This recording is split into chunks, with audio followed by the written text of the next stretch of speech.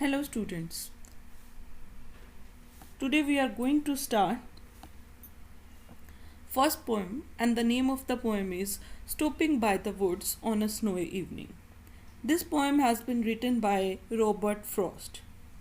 This poem was published in 1923.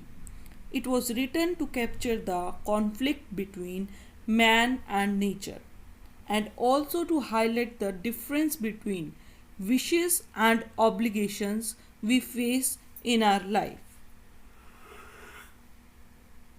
However, it has become one of the most popular poems in English literature. This poem is very interesting, so let us start. Whose woods these are, I think I know.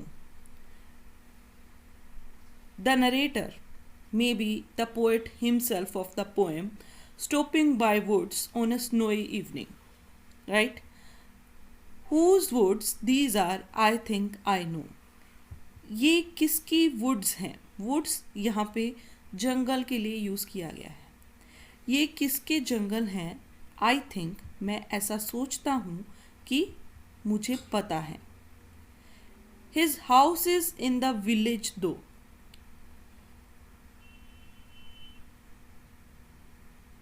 Narrator ये कह रहा है कि उसे पता है.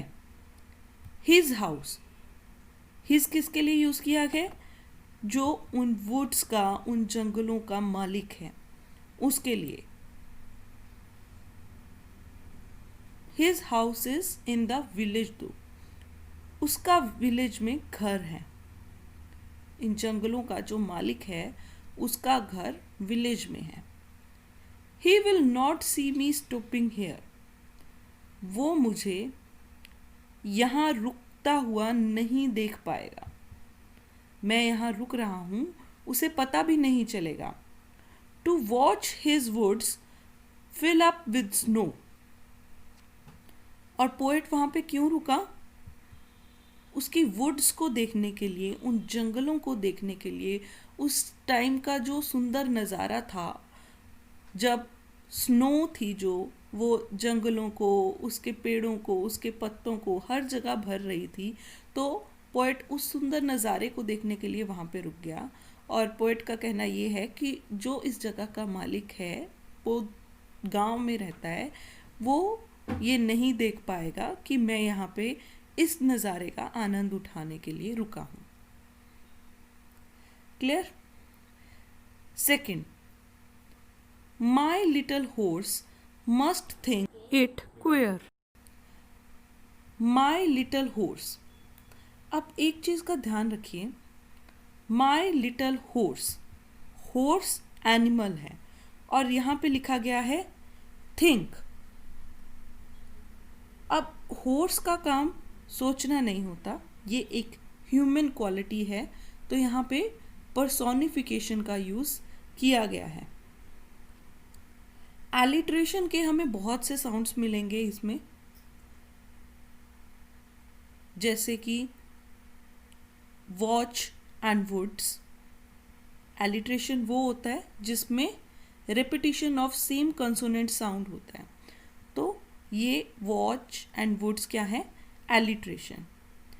But यहाँ पे हॉर्स को एक ह्यूमन क्वालिटी दे दी गई है, तो ये क्या है? पर्सोनिफिकेशन है. My little horse must think it queer. जो मेरा हॉर्स है उसे ये चीज़ क्वेयर यानी कि स्ट्रेंज, कुछ अजीब लग रही होगी.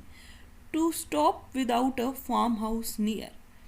कि मैं वहाँ पे रुक तो गया हूँ पर वहाँ पे पास में कोई भी फार्म हाउस भी नहीं है.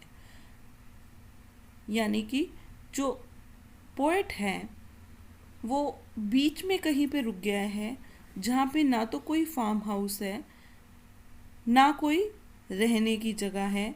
तो अपने मास्टर को वहाँ रुका हुआ देख के जो हॉर्स है वो ये सोच रहा है कि बड़ी अजीब बात है, वो यहाँ पे क्यों रुक गया है. Between the woods and frozen lake. Between the woods यानी कि एक तरफ तो जंगल है और एक तरफ फ्रोजन लेक है. एक तरफ जंगल है, एक तरफ फ्रोज़न लेक है, और जो उसका मास्टर है वो उसके बीच में कहीं पे रुक गया है। The darkest evening of the year. इस लाइन का दो तरह से मतलब हो सकता है। एक है कि हो सकता है कि पोएट उस टाइम बहुत निराशा में हो, इसलिए उस इवनिंग को darkest evening of the year कहा गया है। और दूसरा ये भी हो सकता है कि ये सर्दियों का मौसम है, जैसा कि हम समझ पा रहे हैं। तो सर्दियों के मौसम में जैसे हमें पता है कि दिन छोटे हो जाते हैं, रातें बड़ी हो जाती हैं, तो उस दिन भी रात जल्दी घिर आई है, यानी कि 22 दिसंबर के आसपास का, क्रिसमस के आसपास का ये टाइम है। तो जो हॉर्स है वो ये सोच के, वो ये समझ के परेशान है कि उसका मालिक वहाँ पे क्यों रुक गया है। He gives his harness bells a shake। यहाँ पे ही किसके लिए यूज़ किया गया है? हॉर्स के लिए।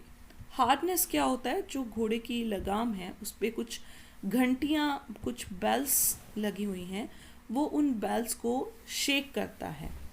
To ask if there is some mistake, ये पूछने के लिए कि क्या कोई गलती हो गई है। सो स्टूडेंट्स, अगेन यहाँ पे जो हॉर्स है वो पूछना चाहता है कि क्या कोई गलती हो गई है। ये क्या है? पूछना है, जो वो एक ह्यूमन क्वालिटी है। दैट मीन्स ये भी किसका एग्जाम्पल है? पर्सोनिफिकेशन का। Clear? The only other sounds the sweep. Sounds and sweep. Again same sounds हैं यहाँ पे, consonant sound है। That means ये क्या है? Alliteration. The only other sounds the sweep. Sweep क्या होता है? Sweep का मतलब होता है जैसे झाड़ू लगाते हैं। तो पोएट ये कह रहा है कि जो दूसरी आवाज़ सुनाई दे रही है वो स्वीप जैसी आवाज़ है, झाड़ू लगाने जैसी से जो हल्की सी आवाज़ होती है वैसी आवाज़ हो रही है। Of easy wind and downy flakes. पर ये आवाज़ किसकी है? ईजी विंड, जो हल्की हल्की हवा चल रही है, या जो फ्लेक्स, आइस के फ्लेक्स, जो स्नोफॉल हो रही है उसकी है। तो पोएट कह रहा है कि वहाँ पे सिर्फ दो ही साउंड सुनाई दे रही हैं।